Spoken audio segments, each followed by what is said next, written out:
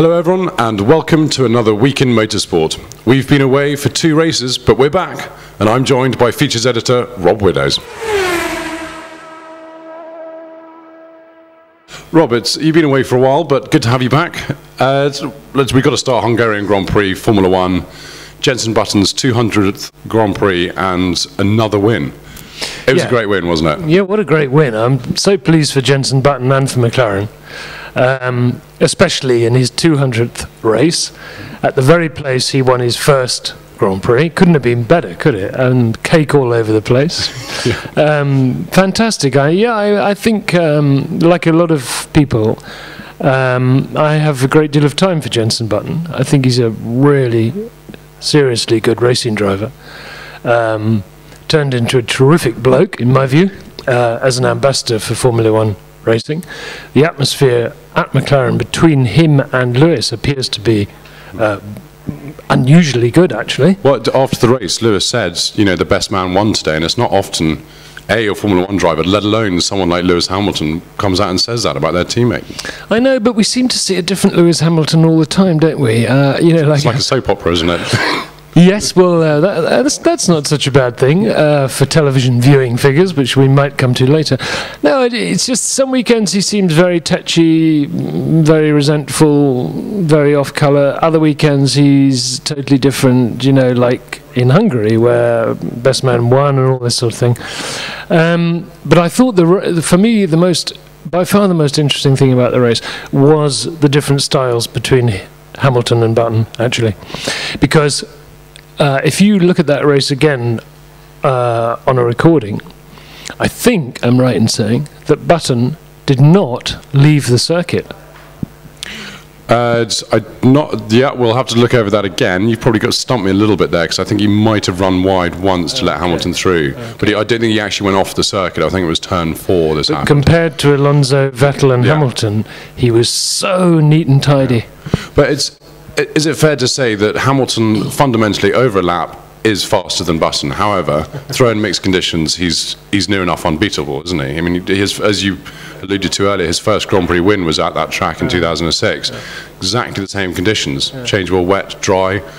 He's brilliant. Yeah, you know, he's got a good head on his shoulders. He's thinking about it, and all the best drivers do think about it. And in those conditions, you've got to think quite a lot, actually. And more importantly, you've got to make some very quick decisions. Now, I think an interesting thing about Jenson Button actually is that he knows that he can cope on a wet, slippery surface without changing his tyres for a limited period of time, and that gives him a big advantage. He's not rushing into the pits thinking, I must get wet tyres, I must get wet tyres. He's thinking, no, I can cope with this. Because actually, I was reading a blog on the BBC website by Andrew Benson, who's I always find spot on with a lot of these races. He said it wasn't the decision of Hamilton to go onto the intermediates that ruined his race.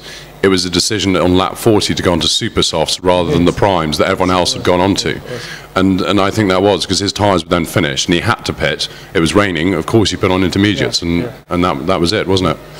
I wonder if anybody else gets fed up like I do with the constant talk about tyres. I'm a bit tired of talking about tyres, and you know what? Sometimes I just wish I could see a race. Put the cars on the grid, put the tyres on the car, go racing. There's part of me that agrees with you, but I have to say I prefer to see racing with overtaking, even if we're talking about tyres all the time, because there's nothing worse than a procession.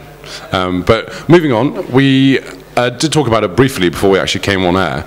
Paul di Resta, he's had a few races without points. A lot of those haven't been any fault of his own. But what a great race for him on Sunday. Now, this guy's looking really good, isn't he? He's looking really good in so many ways, in my view, as well. Not just in the car, but out of the car. He's clearly a bright lad. I guess we shouldn't be so surprised, because if you look back at his career, he's always been very, very quick, very successful, very focused, very determined. And I'm wondering now, you know, is it time for him to move to a bigger, better team? Already? The only reason I say that is because although Force India have improved a very great deal, they've got some new engineers in there, they look to be much more motivated, much more on the case. But you know what? They have let him down a couple of times this season. They really have. But I think, Paul di Resta putting in these great performances, you've got to ask yourself, Force India, how long did they keep Suttel in the car? Because they've got Hülkenberg as a reserve driver, so what do they do? I mean, Suttel surely is going to be costing them quite a lot of money. Hülkenberg, not so much. Look, you know what, Ed? I don't know the answers to these questions because I suspect that there's both money and politics involved in all of this. There's always politics in Formula One. Yeah, I mean, what we do know is that Hülkenberg's a very competent driver. I would say the same about Suttil. Di Resta looks like somebody who's much more than just a competent driver to me. I think he might have a great future. I mean, it is a bit early to say, okay, but I was thinking to myself, maybe Michael Schumacher will retire, won't he? I would have thought, yeah, I reckon he will. And maybe Di Resta could go to the Mercedes team. Well, we'll have to wait and see. Talking about waiting and seeing and asking you more questions you might not have the answer to. Got the summer break coming up now. All teams have to take 2 weeks off. I'm sure that's not going to stop anyone thinking about what their car is doing over those 2 weeks. Is Red Bull going to come out the same as they were before, slightly behind the McLaren? Because, yes, Vettel was on pole, but not by much. And qualifying has been the Red Bull's sort of perfect time of the weekend throughout the season. McLaren's suddenly up there, and in the race, McLaren, I thought, looked quicker on Sunday. Yeah, well, first of all, I think Motorsport magazine should insist that we all take 2-week break right now as well, actually. Where's the editor to ask him this thing? But aside from that, yeah, look, I mean, I think there's two things there. First of all, the next race in a month's time is at Spa, and in my view, Spa is not a great circuit for the Red Bull. And secondly, Adrian Newey is such a clever man. They have so many resources at Red Bull Racing. They are very, very motivated. Vettel, don't forget, still has a huge lead in the World Championship. I wonder whether they'll be looking just a little bit now towards next year's car. Because you know what? They're not that far behind. They're not that... I mean, yes, McLaren have improved dramatically. And Ferrari show signs of big improvement. But Red Bull are there. I mean, Vettel was on pole in Hungary.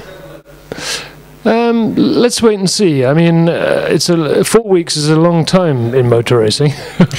I'm not really answering the question, am I? You're doing a wonderful politician dodge there. What I do think, briefly, what I do think is this. I think we're going to see a very, very exciting battle between McLaren, Ferrari and Red Bull from Spa onwards. Yeah. But Spa is such a great track, and over the past few years, Hamilton has been sublime there. It's a real driver's circuit, so I think he's certainly going to be one to watch, well, from Red Bull's point of view anyway. Well, the thing is now, Ed, isn't it? There are 3 teams in it now, and, everyone talked about Lotus, Renault, forget it. Everybody talked about Mercedes, forget it. So really you're looking at Hamilton against Vettel against Alonso, aren't we? Really? Yeah, I think no one can really argue with that at this stage of the season, I don't think. And so Red Bull only have to do enough now, don't they?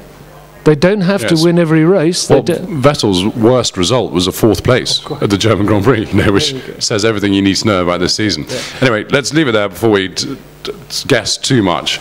Moving on, a big announcement recently was the deal that BBC has got to air just half the races of Formula One from 2012 to 2014. And Sky will be airing all the practice, qualifying and all the races as well. So what this basically means is that Formula One is moving off BBC to Sky. Well, does it? If you're a proper Formula One fan, you want to watch all the races, you're going to need to have Sky, is the bottom line at the moment. Good news, bad news? Well, I tell you what, it's very important, this stuff, for the sponsors, for the sport itself, and, to an extent, us the fans. Now, I mean, most things you want to watch or read, you have to buy. We have to pay a licence fee to watch the BBC. It's £145 a year. Absolute bargain, in my view. If you want to read Motorsport magazine, you've got to buy it. Now, I don't see that Mr. Ecclestone could have done anything else, because the BBC went to him and said, look, we can't afford to do this anymore, over and above which we cannot afford to pay the fee to finish the contract early, £50 million. So really, I think it's the best possible compromise that could have been reached. Now, I can hear people saying right now, yes, but we don't have Sky TV. It's going to cost us £30-something a month. Okay, I sympathise with that. I do not have Sky TV. If I want to watch the races live all the time, I will have to buy Sky TV. But I suspect, Ed, that between now and the start of next season, there may be some very good deals being offered that are not available now. But the main point of this is it good or bad for the sport? On balance, you've got to say it's not great, is it? Because historically, what everybody has wanted inside the sport is free-to-air coverage. Okay? Well, it's in the Concord Agreement, isn't it? Apparently it is. And this is a sport that relies, not 100%, but there is a large percentage of this sport that relies on sponsorship. And that sponsorship always looks at the bottom line, how many people are going to see my logo on a Sunday afternoon. Yeah. You've got to remember, though, we're only talking about the UK here. Yeah, we're of course, but it's such a big market for some of these sponsors that it's going to be a big factor, surely. Yeah, but from the sports point of view, we're just talking about one country in the world. As far as TV goes, I mean, it's not the best result, is it? But it's a result. I mean, Formula One stays on TV. I think what is worrying a lot of people is that we've got so used now to very, very good coverage in the UK on BBC. I mean, it's very high quality coverage, that, and we're going to miss it. We are. Yeah. No, it has. I mean, I have to say, when BBC took it over, everyone knew it was going to be good, but I don't think anyone realised just how good. And it has been brilliant. And I think that's one of the biggest kicks in everyone's teeth. Yeah. Is that we've had this amazing thing for a few years and suddenly it's gone. And I'm sure Sky will do a great job. But as you alluded to earlier, you said, okay, well, you might get some good deals. But the problem I have at the moment is that you have to get a dish installed on your roof. And I'm lucky enough that I could probably do that. But some people can't because of planning restrictions. Yep. So then what do you do? Nothing. You have to go around to the pub. Yeah, as I said just now, the whole thing is a bit of a compromise. And quite intriguingly, actually, it appears to me that Mr. Ecclestone has sold the thing twice now. Because he'd already... he'd already sold it to the BBC. And they're pulling out, they're not pulling out, they're backing off early, and now he's sold it again to Sky, it seems to me. But anyway, he's a much cleverer man than me. But the bottom line of this is, if you want to watch every race live, you will have to pay. And if you are not able to pay, this is bad news. And for many fans, it will be bad news. Yeah. Well, it's perhaps a bit sad to end on such a sorry note after such a good Grand Prix in Hungary. But Rob, thank you very much again for joining me.